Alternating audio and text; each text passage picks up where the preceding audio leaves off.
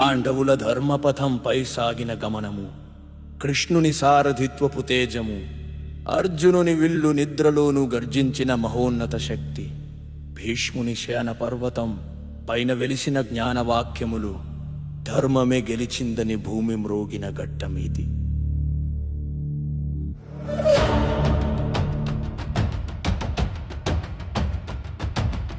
అశ్వత్థాముని భీషణంగా నిశ్శబ్దగోళంగా మారిన చీకటి రాత్రి, శత్రువు కన్నిటి వెనుక స్నేహితుని చితలో వెలసిన బంధం, అభిమన్యుని చక్రవ్యూహ గాథలో గొప్ప త్యాగం వెలుగొందగా, కురుక్షేత్రం ధర్మానికి జీవం పోసిన మహావేదిక.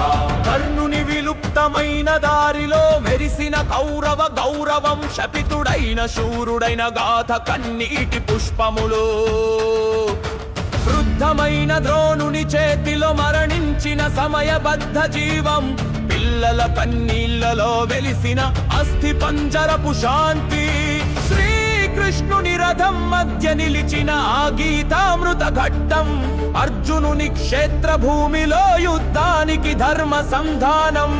రథమది కాదు ధర్మ చక్రం, భగవద్గీత శ్రవణానికి ఆలయం, కురుక్షేత్రం ధర్మరాజ్యానికి ఆరంభ ఘడియలు.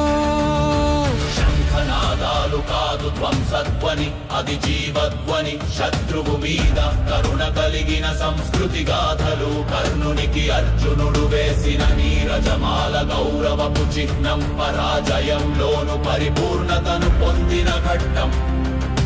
శ్రీకృష్ణుని చేతుల్లో అస్త్రము కాక శాంతి నిలిచిన సంఘటన, ధర్మానికి భయపడే వారికి పాఠముగా నిలిచిన సంఘర్షణ, బంధుత్వం కన్న సత్యం గొప్పదని స్పష్టమైన స్థలం, యుద్ధాని కన్నా విజయం ధర్మ రూపంలో అనుభవించిన ఆనందం. కురుక్షేత్రం శరీరం రాలిన గడ్డ కాదు, చైతన్యముతో నిండిన గర్భం, జీవితానికి గురువు భవిష్యత్తుకు మార్గదర్శక వేదం, ప్రతిపడిన శరీరం ధర్మానికి ఒక మణిపూస, ప్రతిధ్వనులే కాలచక్రపు గీతలు. ద్రోణాచార్యుని కన్నీళ్లు గాలిలో విలీనమైన గంధర్వగానం, గాంధారి శాపం చల్లగా నిద్రించిన భవితవ్యదారులు, ధృతరాష్ట్రుని నిశ్శబ్దం సింహగర్జనగా మారిన సమయ సూత్రం, ధర్మానికి నిర్ధారణగా మారిన చివరి సంభాషణలు.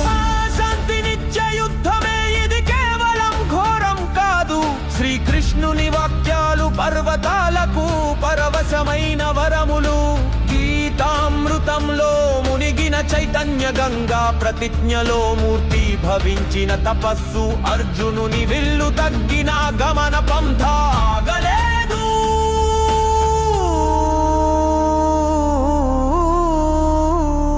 వీరుల పగలు భక్తుల రాత్రి, మౌనంలో వెలిసిన శాంతి, కురుక్షేత్ర సంగ్రామ మధుర ఘట్టం, మానవత రేఖను ఆవిష్కరించిన ఘనత, శ్రీకృష్ణుని తీర్పుల శాసనాలు, క్షమాశక్తి ఉన్న ధర్మ శబ్దాలు, ఇది మణిపూసల యుద్ధం కాదు చైతన్యపు పూజావలి.